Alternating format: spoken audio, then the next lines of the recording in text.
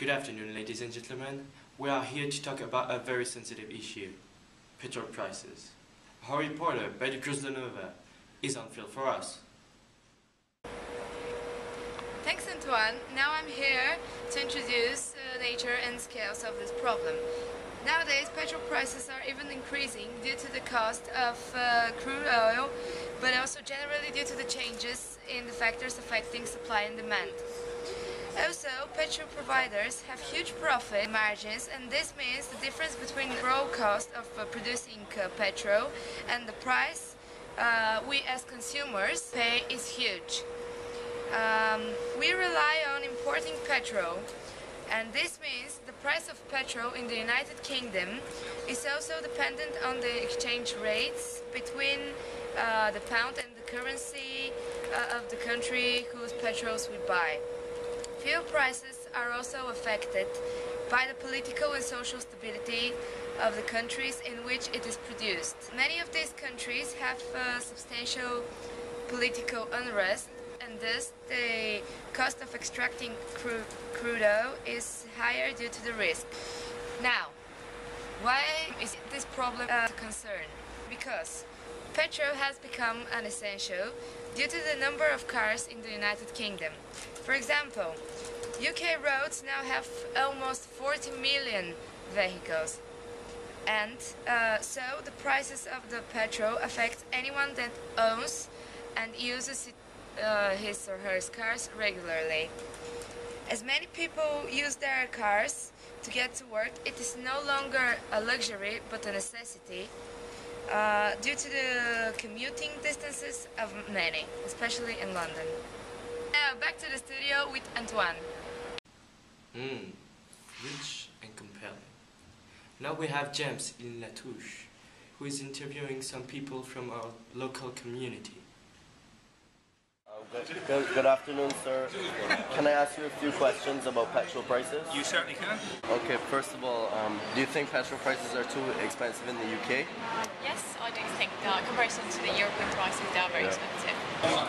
I find them expensive for me personally, and so I have a bit of a shock every time I go to the petrol station now and fill up. Yes. Yes. Yeah. They're too high, extremely high. Yeah. It just keeps going up. They are mainly due to the taxation, I think, in the UK. It's pricing a lot of people out of the market, but because it's a necessity, people have to use it, don't they? Yeah, comparing to other countries, I think it's quite expensive. Yeah, I do, yeah. Do you think hybrid cars would be a good solution? Yes, I do. I think that'd be brilliant. Yes, we're on the One Planet MBA, so we talk about sustainability. So that's certainly an option. Probably. If they can get it, if they can roll it out on a large scale, then it will bring the prices of fuel down, yeah? I think that would solve the problem. I'd like to see that sort of hybrid car technology coming on board quicker. I think there is obviously a possibility for improvement, and hybrid cars will be one of those.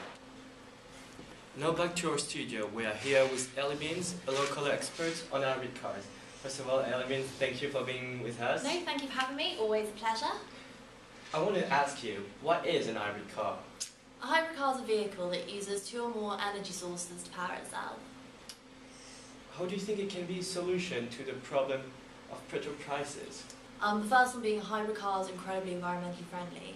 So this really works for those who are really conscious about the environment, as opposed to usual gas guzzling cars that we so much see on the roads. They also have a lot lower running costs, so this obviously helps in times of economic recession or times where we might be facing financial crises. And I think also it's really important to note that you get a break from road taxes. Any disadvantages? Yes, there are a few. I'm not going to say there are no problems with this.